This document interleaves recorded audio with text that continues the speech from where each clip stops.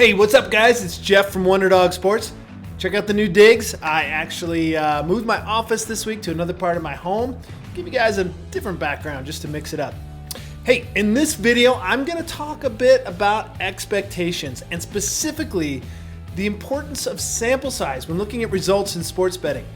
I want to thank you all for all the comments on the videos. I have had some mentioning and kind of picking on a losing record this season so far on my video picks. I am in fact losing on the video picks through the 5 weeks of the regular season. I'm 2-3. Did win last week. But what people seem to forget is that, you know, a sample size of 5 is pretty small and anything can happen over that course. Since I started doing the video picks for the NFL, I'm 26-10 on all the picks, and that includes the 2-3 this year. 72%. I want you to realize how good that is, and I'm stating that not to pat myself on the back, but to indicate that that won't continue. And I think expectations can easily get out of whack that, like, on any given week, the video pick has to win, or even over the course of a few weeks or 5 weeks, we have to have a winning record. Sports betting has a lot of variance in it, and the smaller the sample size you get, the more variance that you can experience. So what you really need to do when evaluating someone on sports betting results, whether it's me, yourself, anyone else, is look at long-term numbers. Okay? This season, for example, on all of my NFL picks, I am 82, 53, and 5. That's 61%. Now again, those 2 and 3 are part of that. But overall, 82, 53, and 5. So, and even longer term, if you look at my NFL performance over 17 years that I've been doing this, I have won over $20,000 for $100 players. Now that's on 3,500 picks. By the way, all of my picks are posted on my website for all to see. So the good, the bad, the ugly, everything, winning weeks, losing weeks, every single pick I've ever done for this business is posted on my website. And so for those of you that want to get a peek into a larger sample size, if you haven't purchased the premium picks and you're just looking at this very small sample of one free video pick a week, take a look at the website. Look at it on a Monday morning, look at it this Monday morning, and you can see all my picks for this Sunday and how they did. So now, on the course of 3,500 picks, you can be pretty damn sure that you're getting a good view of what to expect moving forward. Over 140 picks that I've done this season, you can get a pretty good feel for what's going to happen moving forward. Over the course of 5 picks, no way. It's really kind of foolish to look at such a small sample and make projections or assume that someone's good or bad. And, you know, so sample size really matters a great deal. Now, that being said, I understand people are going to judge me on a few picks. It's human nature. If I give out a few picks and they lose, you're going to be pissed off. You're going to think that I'm not very good at this. And of course, you can choose to do that.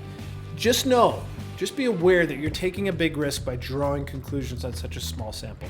And I will tell you the same thing if you saw me go 5-0 over the course of 5 picks, which I'll do this season as well. If you're to assume that I was that good based on those 5 picks, I would correct you and say that I'm not. Back to my 26-10 record on these video picks, that kind of performance, 72% against the spread, is not going to continue. What is going to continue is my longer term performance. So keep that in mind when evaluating myself or anybody else. Okay, let's talk about week 6 in the NFL. Big game this week, Chiefs-Pats. I cannot wait to watch this matchup between the top 2 teams in the AFC. It is very probable that one of these 2 teams is going to the Super Bowl. And here we have a preview. As of this recording, the total in this game is as high as 60 in some places, which would be an NFL record if it closes there. It may even go higher. I do have a premium pick on that game, which you can get along with all my others over at Wunderdog.com. But for now, let's have a look at the Cardinals-Viking matchup this Sunday. Arizona finally found some offense last week and won their first game of the season by defeating San Francisco 28-18. That game went over the total by 5.5 points. However, the Cardinals were outgained 447-220, and CJ Beathard, of all people, threw for 349 yards on 34-54 passing with 2 touchdowns and 2 interceptions. Arizona was also helped in that game by 3 lost fumbles by the 49ers. who gained 147 yards on the ground at 4.3 per carry. Rookie QB Josh Rosen finished a pedestrian 10 for 25, 170 yards and a touchdown, but he threw no picks. Minnesota, for their part last week, took a 20-6 lead into the fourth quarter and held on to beat Philly 23-21. Kirk Cousins enjoyed his best game of the season so far, completing 30 of 37 for 301 yards, with a touchdown and no picks. Not counting the Vikings' inexplicable loss to Buffalo, they're averaging 26.8 points in their other 4 games. And Minnesota is allowing 26.2 points per game overall. They clearly just took the day off against the Bills, and I don't expect a repeat of that here. The Cardinals have gone over the total in 14 of their last 20 road games, and they've also soared over the total in 9 of their last 11 games on artificial turf. Arizona's defense is ranked 22nd in the NFL in total yards allowed and 31st in rushing yards allowed. Guys, take this game to go over the total. Guys, I have an NFL card stacked and ready for Sunday. I'm hitting 61% on the season so far. I've won 8 of 9 weeks, and I'm having one of the best NFL seasons I've ever had, and I've been doing this a really long time. Sunday, I have 13 picks, including a big pick in the Chiefs-Patriots game and 2 top-rated 2-unit picks. As always, guys, you can get those over at Wunderdog.com. Hope the video pick wins for you this week. Good luck to you.